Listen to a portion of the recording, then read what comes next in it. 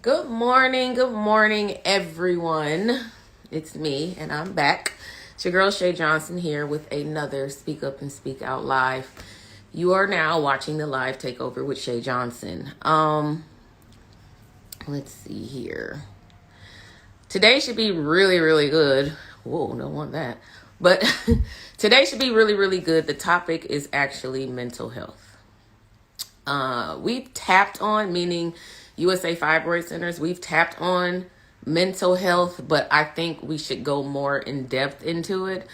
I am not a psychiatrist, a psychologist. I am not a specialist when it comes to mental health, but I do know I've had my own transitions, and a major transition that happened during my mental health was when I had fibroids. So today, I'll talk to you a little bit about what I went through dealing with mental health and fibroids.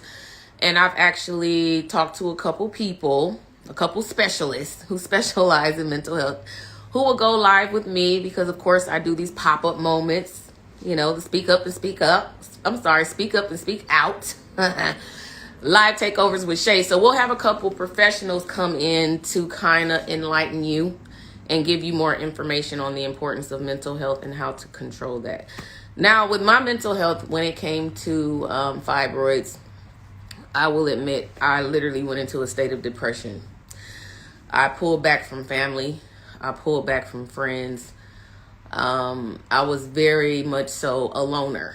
I was embarrassed. And this was all because I was dealing with fibroids. I didn't understand fibroids. I never had it before.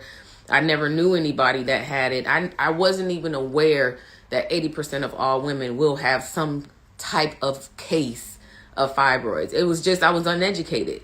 And because I was uneducated, it's like I fell into this depression that I didn't want to talk about. Once I was surrounded around love and I opened up, I was speaking up and speaking out, I noticed there were so many different women going through what I went through. And they were also enclosed and separated themselves from family and friends, decided not to date. And it just caused a lot of backlash in my life. I didn't want to open up behind it because the symptoms behind fibroids to me at that time was very, very embarrassing to deal with. Now, let's go over really quick what fibroids are. Fibroids are benign tumors that grow in your uterus. I had 4. How many you have depends on your body. How big they are depends on your body. But doctors have no idea why 80% of all women in the world, no matter what culture you come from, will have a case of fibroids. They won't all be to the extent that I had them, because I had a very bad case. My fibroids were very aggressive. One was growing very rapidly, was the size of a little bean, and it became the size of about almost 2 sizes of a grapefruit. Pressing against my bladder. Some of the symptoms was extended menstrual cycles from 7 days to 20 days, back pain, pelvic pain, constant urination. I went like 2-3 times an hour. So this is why I became depressed.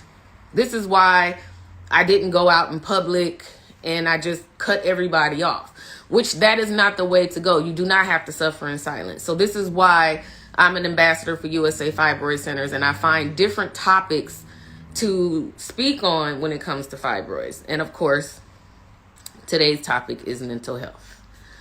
I would say it's about 11:30 today. I'll go live with my first guest.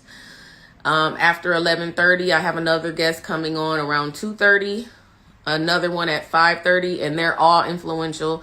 This will be great informative information for you because I know there's a lot of women suffering in silence, and you do not have to. I am one person that understands your situation because I've been there. I've been through it. I was embarrassed just like you, but there's nothing to be embarrassed about. And we have USA Fibroid Centers located all around the U.S., and they're very highly educated when it comes to fibroids. They know everything that's up to date right now, and they actually have procedures to remove your fibroids, UFE. And we'll get a lot into that. But again, the topic today is mental health. How I was able to kind of conquer my mental health. I had to open up.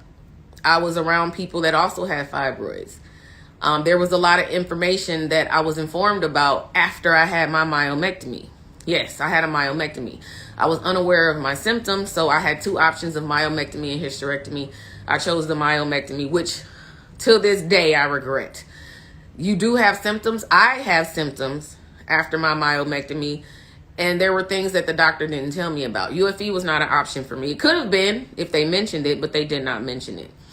So that was also a part of my mental health process, my depression process. Like, after my surgery, it was all of the shoulda, coulda, wouldas. I wish I didn't have the surgery. I had another option for UFE. Why didn't I go with that option? And the depression came in because one of the options, which was the myomectomy I chose, prevented me from conceiving a child vaginally. And certain things triggers you and bothers you. And it just depends on what your situation is and what you're going through. But I never conceived a child. So that bothered me. That was a trigger for me, that I couldn't conceive a child vaginally. I would have to have a cesarean because of my myomectomy. So I want to possibly get you to open up about fibroids, allow you to know that it's okay. And hopefully when I speak to the different professionals that I have coming on today to speak on mental health, this will sort of help you through your fibroid process. Okay, so keep it locked. All right, it's the Speak Up and Speak Out with your girl Shay Johnson live takeover, and I will be back at around 11:30. Make sure you stay tuned because my lives are always informative. All right, gotcha. It's your girl signing off. Peace.